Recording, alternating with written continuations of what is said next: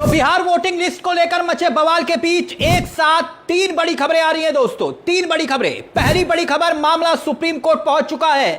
कौन मामले को सुप्रीम कोर्ट लेकर गया और क्या यह अर्जी है वो बताएंगे आपको, मगर दूसरी बड़ी खबर सुनिए। दूसरी बड़ी खबर यह कि चक्का जाम का विपक्ष ने आह्वान कर दिया है। समूचे विपक्ष ने कब और किस तारीख को यह चक्का जाम होने की तैयारी है, और साथ ही वो भी बताएंगे आपको। एक और खबर, तीसरी बड़ी खबर, वो भी सुनिए। एक साथ तीन बड़ी खबरें कि कैसे इस पूरे विवाद के बीच तेजस्वी यादव की पत्नी की भी एंट्री हो गई है। जी हां, तेजस्वी यादव की धर्मपत्नी की एंट्री। एक एक करके तीनों खबरें आपके सामने रखने जा रहे हैं, मगर पहले यह खबर देखिए। बहुत बड़ी खबर है दोस्तों, क्योंकि चुनाव आयोग के खिलाफ मामला पहुंच चुका है देश की सबसे बड़ी अदालत में। देश की सबसे बड़ी अदालत यानी कि सुप्रीम कोर्ट में। ठीक बिहार विधानसभा चुनाव से पहले जिस तरह से वोटों के रिवीजन का एक पूरा का पूरा कार्यक्रम इलेक्शन कमीशन यानी कि चुनाव आयोग ने शुरू किया, अब उसी मामले को लेकर विवाद कोर्ट पहुंच चुका है। बकायदा अभी कुछ वक्त पहले ही यह बड़ी जानकारी सामने निकल कर आई है।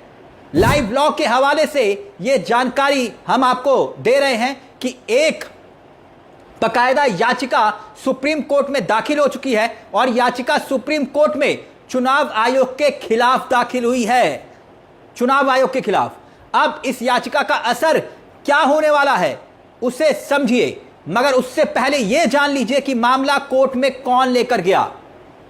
दरअसल यह मामला, यह याचिका डाली है एसोसिएशन फॉर डेमोक्रेटिक रिफॉर्म, यानी कि जिसे आप और हम एडीआर के नाम से जानते हैं। जी, वही एडीआर जो वो संस्था है जो लगातार चुनाव सुधारों को लेकर खबरें छापती है, लगातार रिसर्च करती है। अब याचिका में मांग क्या की गई है? मांग यह की गई है कि सुप्रीम कोर्ट में चुनाव आयोग के इस फैसले के खिलाफ याचिका दाखिल करते हुए जो मांग की गई है कि तुरंत सुप्रीम कोर्ट इस पर रोक लगाए। सुप्रीम कोर्ट रोक लगाए, क्योंकि हर लिहाज से ना सिर्फ यह संविधान विरोधी है फैसला जो तर्क दिया गया, बकायदा हवाला यह दिया गया कि चुनाव आयोग जो फैसला ले रहा है यह संविधान के खिलाफ है। संविधान की धारा 14, संविधान की धारा 19, 21 और 325 और इसके साथ साथ 326 का सीधे तौर पर उल्लंघन है। याचिकाकर्ताओं का यह कहना है कि जल्द से जल्द यह जो फैसला 24 जून से लिया गया है उस पर तुरंत रोक लगाई जाए, तुरंत रोक दिया जाए। उस फैसले पर रोक क्यों लगे? क्योंकि लाखों वोटर्स इससे प्रभावित हो सकते हैं। बहुत से वोटर्स हैं जो अपने मताधिकार का इस्तेमाल नहीं कर पाएंगे, यह शंका है। तो अब सवाल यह कि क्या सुप्रीम कोर्ट चुनाव आयोग के हाथ बांध भी सकता है? बड़ा सवाल है दोस्तों। अब दूसरी बड़ी खबर देखते हैं। दूसरी बड़ी खबर क्या, जो सीधे तौर पर जुड़ी है बिहार विधानसभा चुनाव से पहले इसी वोटिंग लिस्ट रिवीजन के घमासान को लेकर। कल तक बात बयानों तक सीमित थी, मगर अब इस मुद्दे पर लड़ाई सड़कों तक पहुंच चुकी है, क्योंकि आरजेडी के नेता यानी कि बिहार की सियासत के सबसे बड़े नेता में से एक और नेता प्रतिपक्ष तेजस्वी यादव ने चक्का जाम का ऐलान कर दिया है, आह्वान कर दिया है। तारीख तेजस्वी यादव कह रहे हैं कि भाई 9 जुलाई को वोटर लिस्ट रिवीजन के मुद्दे पर बिहार के महागठबंधन की ओर से चक्का जाम किया जाएगा। यानी 9 जुलाई मतलब यह हुआ कि बुधवार का दिन जब चक्का जाम किया जाएगा। बड़ी बात एक और यह भी निकल के आई कि इससे पहले वोटर लिस्ट की रिवीजन के खिलाफ पप्पू यादव भी पहले ही 9 जुलाई को ही बिहार बंद का आह्वान कर चुके थे। यानी एक तरफ पहले मामला सुप्रीम कोर्ट पहुंचा, देश की सबसे बड़ी अदालत, और दूसरी तरफ 9 जुलाई को ही चक्का जाम का आह्वान किया गया। मतलब यह कि विपक्ष ने कोर्ट से लेकर सड़क तक चुनाव आयोग के खिलाफ मोर्चा खोल दिया है। अब तीसरी बड़ी खबर को सुनिएगा। यह बड़ी हैरान करने वाली खबर है, और यह खबर हम आपको क्यों बता रहे हैं वो आगे बताएंगे। कि भाई पहले एक खबर सुनिए। खबर बताती है कि परेशानी किस हद तक है बिहार में, क्योंकि बिहार के जो सबसे बड़े चेहरे हैं तेजस्वी यादव, जैसे आप जानते हैं कि विपक्ष के सबसे बड़े चेहरे तेजस्वी यादव क्या कुछ कह रहे हैं, और कैसे उनके घर में ही उनकी अपनी पत्नी का नाम वोटिंग लिस्ट से कटने की तैयारी है। उन्हें डर सता रहा है, भय है। पहले सुनिए क्या बोल रहे हैं तेजस्वी यादव, फिर इस बयान के मायने। आप सब लोगों को हम एक और सूचना दे देते हैं। हमारी जो धर्म पत्नी है, आप सबको पता है कि वो दिल्ली की रहने वाली है। 2-3 महीने पहले ही उनका हमने वोटर आईडी बनवाया है। और आपको पता है उनको वोटर आईडी देने में कौन सा डॉक्यूमेंट लगा था? आधार कार्ड का। 2-3 महीने मेरी धर्म पत्नी आधार कार्ड दे करके वोटर लिस्ट बनवा ली। उस समय मान्यता था। अब हमको सोचना पड़ रहा है कि क्या मेरी धर्म पत्नी, क्योंकि उनका जो भी रहा है एड्रेस तो बाहर ही का रहा है, बिहार का तो नहीं रहा है।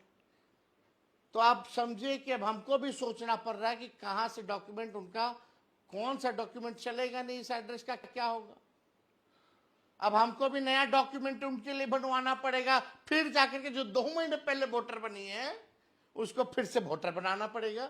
ये स्थिति हमारी भी है। यानी आरजेडी के नेता और नेता प्रतिपक्ष तेजस्वी यादव कह रहे हैं कि बिहार के वोटर जो उनकी पत्नी बन चुकी है, उनकी पत्नी का नाम वोटिंग लिस्ट से कट सकता है, उसका डर उन्हें सता रहा है। तेजस्वी यादव कह रहे हैं कि उनकी पत्नी के पास जन्म स्थान से संबंधित कोई दस्तावेज नहीं है और यह समस्या बिहार के लाखों गरीब वंचित वर्गों के सामने भी है, क्योंकि तेजस्वी यादव के मुताबिक 2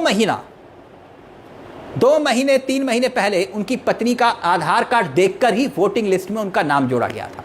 यानी उस समय आधार कार्ड की मान्यता थी, मगर अब तेजस्वी यादव कह रहे हैं हमको सोचना पड़ रहा है कि क्या मेरी धर्मपत्नी, जो उनका एड्रेस वहां पर क्योंकि बिहार में नहीं है, तो बाहर का जो एड्रेस है वो कैसे अपना नाम कटने से बचाएंगी।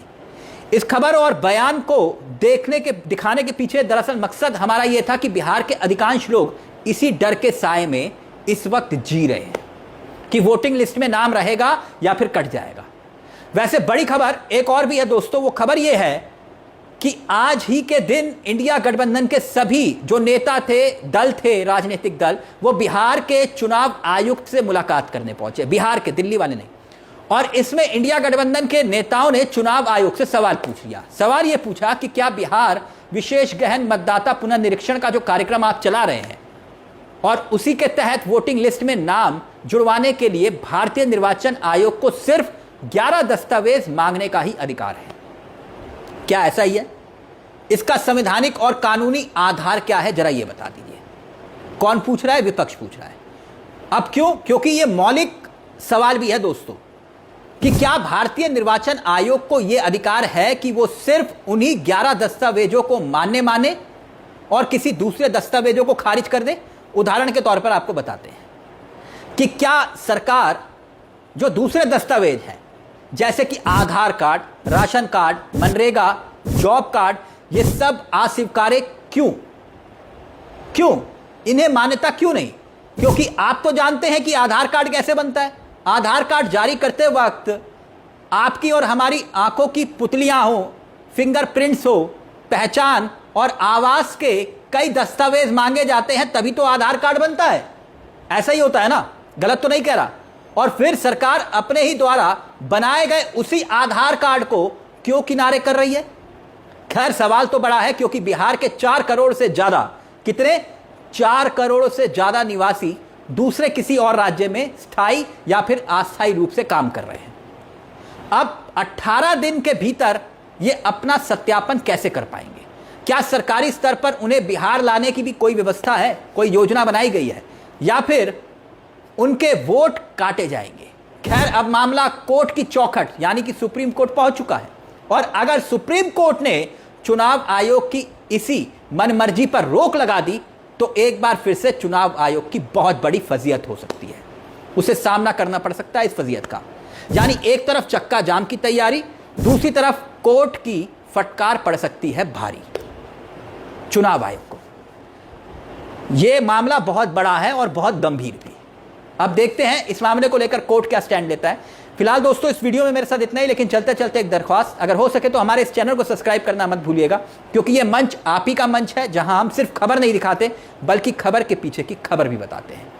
नमस्कार, जय हिंद, जय भारत।